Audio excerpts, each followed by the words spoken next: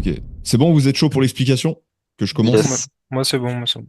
Super. c'est bon. Déjà, je vais enlever l'alerte de tout à l'heure. Juste là. Bon, je t'ai déjà un petit peu expliqué les grandes lignes, Maxime, du coup. Mais en gros, ce que j'aimerais vous montrer aujourd'hui, c'est pareil, c'est un petit peu, c'est pas une philosophie, mais c'est pour vous faire prendre conscience de quoi il s'agit pour mettre les chances de votre côté, encore une fois. C'est que tout ce qui va être passé à vos résultats, c'est-à-dire que vous avez des objectifs, vous voulez passer un challenge, par exemple. En fait, il y a des échéances. On appelle ça des échéances. Alors, c'est pas bon de se mettre une deadline en trading parce qu'on peut pas savoir, on n'a pas la main dessus. On n'a vraiment pas la main dessus, c'est-à-dire qu'on peut pas essayer de forcer le marché là maintenant pour obtenir ce que l'on souhaite. Si on respecte notre plan, ça peut marcher au bout d'un jour, 2 jours, 3 jours. On peut faire tel pourcentage en tel jour, mais il faut respecter le plan. Et ça, c'est différent de la plupart des autres choses. C'est ça qui est le plus difficile. Il y a la patience qui entre en jeu. La rapidité, on peut pas le faire en trading. C'est comme ça. Mais en gros, pour vous prendre l'exemple de mon parcours personnel, en 2019, comme je l'ai dit dans le dernier podcast, bah, j'ai fait une compétition de culturisme. Et donc, dans toute compétition, même, peu importe que ce soit du culturisme, du canoë-kayak, enfin plein de choses, des sports disons, où il y a vraiment une compétition à la clé, ça nécessite une préparation. Une préparation. Mais dans cette préparation, il faut faire les bonnes choses. On ne peut pas se permettre de faire des écarts et on ne peut pas se permettre de ne pas être discipliné, en fait. Et là est la clé. Dans cette préparation, c'est la préparation elle-même qui va donner résultat, justement, euh, à l'objectif. Plus la préparation sera rude, plus la préparation sera qualitative, plus le résultat sera satisfaisant. Et donc, en fait, tout ce que vous faites tous les jours, tous les jours, tous les jours sur les marchés, c'est de la préparation. Vous préparez les résultats futurs. Donc, tous les jours, en fait, vous êtes en prépa. Et malheureusement, en trading, c'est pas comme en muscu où, voilà, après, on peut se faire plaisir après l'échéance, justement, on peut manger ce qu'on veut. Je suis d'accord, pendant 5 mois, je me suis privé de beaucoup de choses. J'ai pas fait un seul écart, j'ai su tenir mentalement. Parce que je savais très bien que si je cédais à ma discipline, mon physique allait être impacté. J'allais pas être fier le jour J, lors de monter sur scène, etc. Et donc, ça aurait altéré forcément le résultat de mon physique déjà et de mon mental. Sauf que là, dans une compétition de muscu, après, on peut s'autoriser à manger n'importe quoi et se lâcher complètement. Et encore, c'est pas quelque chose à faire si on prévoit de continuer les compétitions pour le futur. Ceux qui font vraiment des compétitions tout le temps, au moins deux, trois par année, bah, entre chaque compétition, ok, ils peuvent se lâcher à chaque fin de compétition, mais pas trop, parce que sinon, ça peut avoir des incidents. Vraiment des incidents parfois catastrophiques. Donc, pour la préparation. Sauf que là, en trading, il n'y a pas le droit. Il n'y a pas d'échéance, il n'y a pas de point où vous pouvez vous faire plaisir à vous dire, bon, bah, c'est bon, là, j'ai atteint 5%, je vais risquer 3% sur mon trade, je vais me faire plaisir, je vais rentrer un peu n'importe où. Ça, vous ne pouvez pas le faire, malheureusement. Vous devez toujours être sur la défensive, toujours être dans cet état d'esprit de contrôle, de discipline, parce que c'est ça qui va vous faire justement vivre quotidiennement sur les marchés. Donc voilà, la préparation. Et donc, qu'est-ce qu'on peut faire dans cette préparation? Alors, on va mettre ce trait-là, juste là. Et puis, on va dire qu'à chaque point clé de préparation, il y a des résultats. OK? Tac. Juste là, c'est des points clés, hein, c'est vos prises de position. Et c'est le résultat. Le résultat peut être négatif, hein, attention. Le résultat, c'est ça qui est le problème en plus de ça dans le trading, c'est que vous pouvez vous préparer du mieux que vous pouvez. En fait, ce qui va faire toute la différence, c'est si vous êtes prêt à accepter ça. Parce que parfois, même avec une bonne préparation, le résultat sera négatif. Et ça, on ne peut pas l'empêcher. C'est ça le plus dur à accepter. Donc voilà, on a une trame. Tout ça, c'est de la préparation, en fait, hein, vraiment. C'est vraiment que de la préparation. Je vais noter ça. Préparation. Hop. Et dans cette préparation, on va avoir plusieurs choses. Le respect du plan. Plan. On va avoir. Alors, on va avoir quoi d'autre? Si vous pouvez me participer, hein, si vous pouvez vous questionner à Euh, ce sujet, qu'est-ce qui vous vient à l'esprit dans la préparation qu'il faudrait faire? Est-ce que dans euh, l'aspect du plan, tu comptes Ouais, le fait de respecter son money management? Parce que ça aussi, c'est une ouais, règle d'or, hein, quand carrément, même. carrément. C'est une règle d'or. Bah, vous savez quoi, au lieu de mettre respect à chaque fois, de toute façon, c'est. Donc, je vais mettre plan, le plan qui est important, Tac.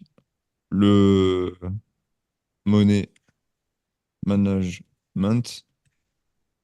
Tac. Ok, un autre. Un autre point, si vous voulez participer. Euh, hmm, Peut-être par rapport à la psychologie.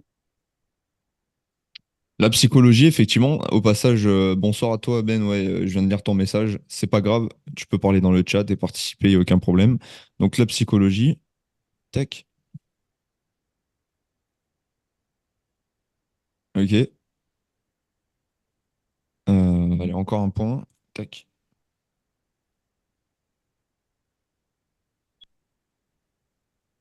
En soi, le plan, c'est un mot pour désigner tout ça, finalement, parce que bah, c'est ça, oui. Ah tout est ouais, c'est ça le regroupé dans le truc. plan, hein. Ouais. Donc, je vais mettre ça plutôt comme ça. Tac. Hop, hop. Tac. Tac. Tac. Tac. Donc, le money management, dans le plan, effectivement, il faut avoir un money management strict, une psychologie stricte, donc c'est-à-dire que voilà, on peut pas se laisser impacter par nos émotions, vraiment pas, il faut y faire abstraction. Ensuite, je vais essayer de rajouter un point. Bah, il y a la discipline, hein. Discipline. C'est-à-dire que pour respecter ça, bah, il faut être discipliné. C'est-à-dire que dans le plan, bah, pour respecter le plan, il y a la discipline qui entre en jeu, sinon le respect du plan n'est pas là. Il y a aussi, Régularité. Ouais, j'avais pensé à ça aussi.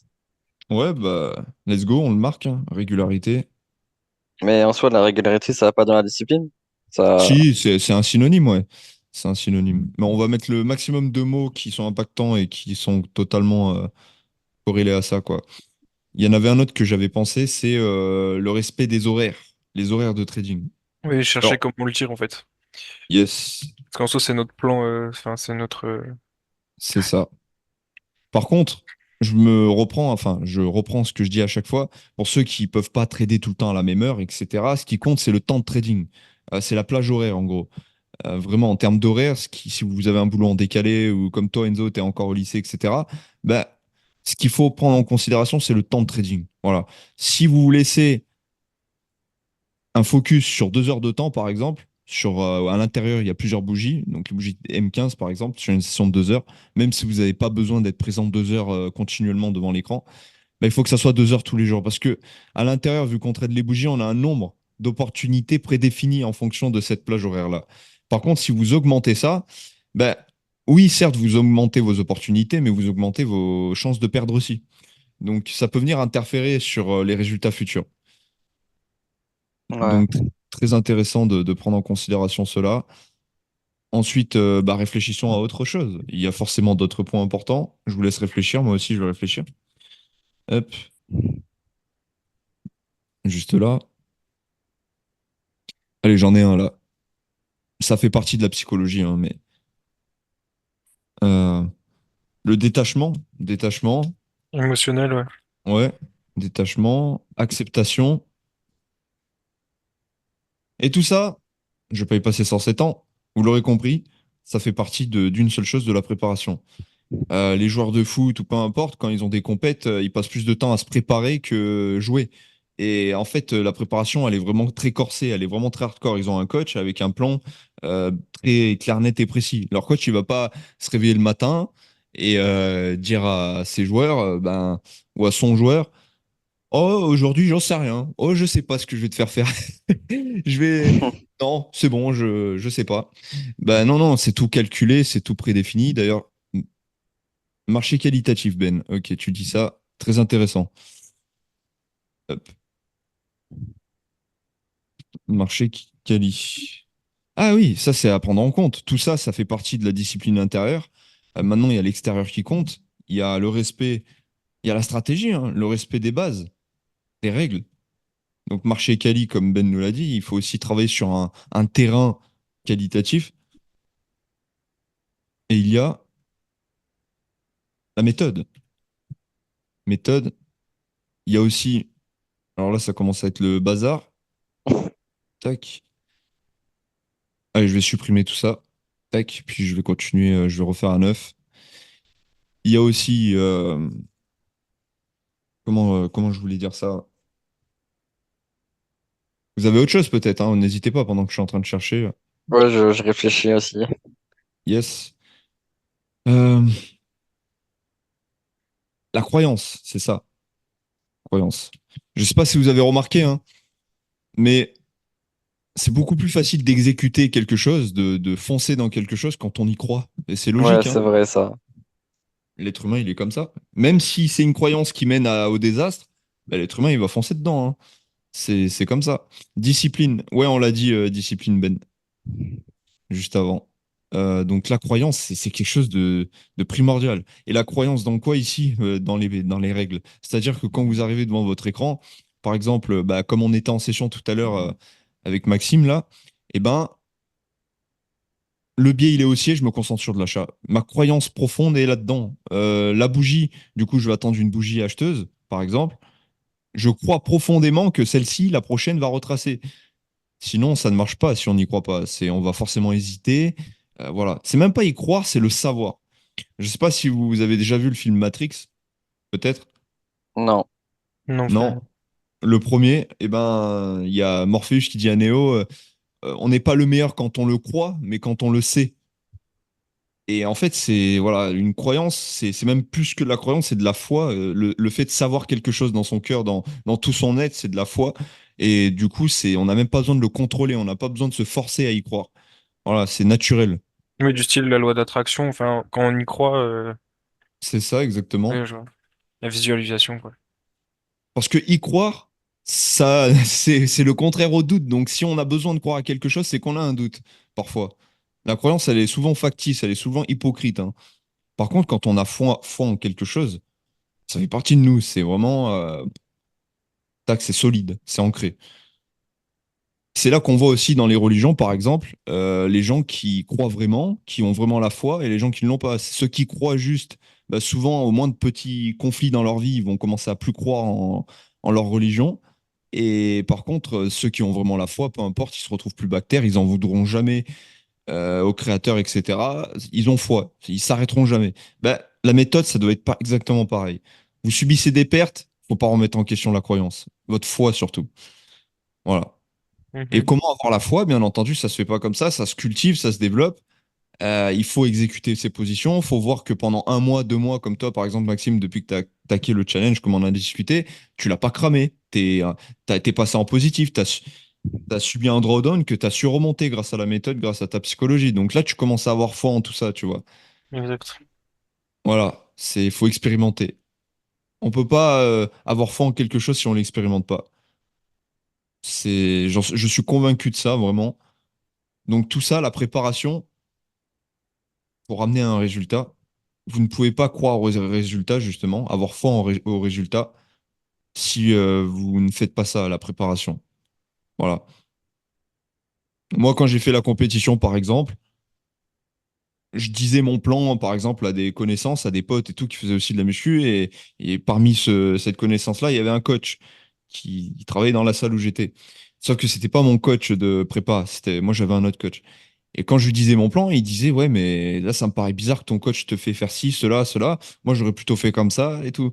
Et je dis, ouais, moi, je sais, je me prends pas la tête. J'ai foi en ce plan-là et puis je verrai bien comment ça se passe. Et j'ai pas eu tort. Vraiment, j'ai pas eu tort. Les résultats que j'ai eus en 5 mois sur mon physique étaient juste astronomiques en 5 mois, alors que l'autre coach me disait l'inverse. Donc, faut toujours expérimenter avant de donner des conclusions, hein, vraiment. Mhm. Voilà. Très important. Ça fait partie même. En fait, il y a l'expérimentateur et l'expérience. Et l'expérience varie souvent en fonction de l'expérimentateur. Donc, plus vous aurez, en tant qu'expérimentateur, une préparation qui est une expérience, hein, la préparation qualitative, focus, en pleine conscience, respect des règles, tout ce qu'on vient de voir avant, plus les résultats viendront par eux-mêmes, apparaîtront par eux-mêmes. C'est comme en fait un reflet, ça, qui va donner le reflet de quelque chose, un miroir qui va donner le reflet de quelque chose. Voilà. Bon, moi, je pense avoir tout dit. Je vais pas vous bourrer le crâne avec ça, sauf si vous voulez rajouter d'autres choses. C'est intéressant, c'est comme Hmm. comment on appelle ça déjà? Un Ouais, mind map, comme ouais, ça? ouais, je vois. Ouais. Quoi? Un mind map, tu sais, en gros, tu as un sujet, T'as un sujet Ah. principal. Alors attends. Et on débat tous dessus, c'est ça? On donne Ouais, on notre, rajoute des notre avis et points, tout. Ok, exactement. ouais. Voilà, c'est ça, t'as tout compris. Et il y a des flèches un peu de partout, et c'est là qu'on voit qu'en fait, peu importe le mot qu'on. Tous les points de vue rassemblés sur ce sujet-là, finalement, même si les points de vue divergent, bah, il y a quand même des choses de véridique dedans, tu vois. Et Ouais. ça, c'est cool. C'est cool.